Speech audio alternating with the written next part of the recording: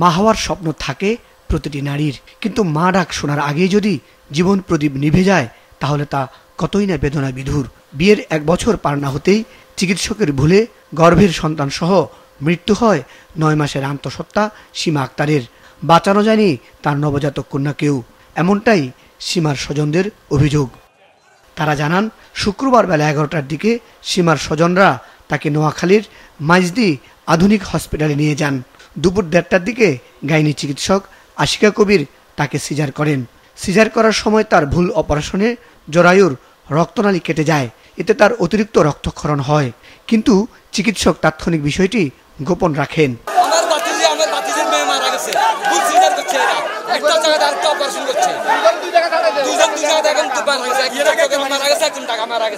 রাত 9টার দিকে রোগীর অবস্থা অবনতি হলে সীমাকে ঢাকায় রেফার করেন। নবজাতককে পাঠান চট্টগ্রামে। শনিবার বিকেলে চট্টগ্রাম মেডিকেলে নবজাতক মারা যায়। সন্ধ্যা নাগাদ ঢাকা মেডিকেল কলেজে সন্তানের কাছে চলে যান হতভাগী সীমাও। রোগী নেওয়ার পরে অপারেশন করার পরে 1-1.5 ঘন্টা পর আমরা জানি রোগী বাইর করে, কিন্তু সন্ধ্যার সময় যখন আমরা জিজ্ঞেস যে রোগীর কি অবস্থা, এরা বলে যে রোগী আলহামদুলিল্লাহ ভালো আছে, কোনো সমস্যা নাই। রাত 10টা বাজে তারা বলে যে রোগী আমরা তাড়াতাড়ি ঢাকা নিয়ে যান, রোগীর অবস্থা ক্রিটিক্যাল, রক্ত লাগবে ইমার্জেন্সি। পরে আমরা দেখলাম যে রোগীর জরায়ুর রক্তনালী কাটা গেছে, যার কারণে রোগীর রক্ত কোনো মতে বন্ধ হয় না। ঢাকা নেওয়ার পরে রোগী আবার অপারেশন করা যায় সকালে, ডাক্তার 3 ঘন্টা সময় দিয়েছে, রোগী আর পাশে নাই। ওয়ালটন ফ্রিজ কিনে অনেকের মতো আপনিও হয়ে যেতে পারেন মিলেনিয়াল। সেরা পণ্যের সেরা অফার। বছর খানেক আগে পারিবারিকভাবে প্রবাসী জহিরুদ্দিনের সাথে বিয়ে হয় সীমার। তাদের প্রথম সন্তান আগমনের খবরে পুরো পরিবার আনন্দে ভাসছিল, গুনছিল দিনক্ষণ। ক্যালেন্ডারের পাতা উল্টাতে উল্টাতে যখন সন্তান প্রসবের মুহূর্ত আসে, সুস্থভাবে সন্তানকে পৃথিবীর মুখ দেখাতেই নেওয়া হয় হাসপাতালে, কিন্তু সেই হাসপাতালেই ভুল চিকিৎসায় সীমার প্রান্ত গেলই বাঁচানো গেল না ফুটফুটে কন্যা সন্তানটিকেও।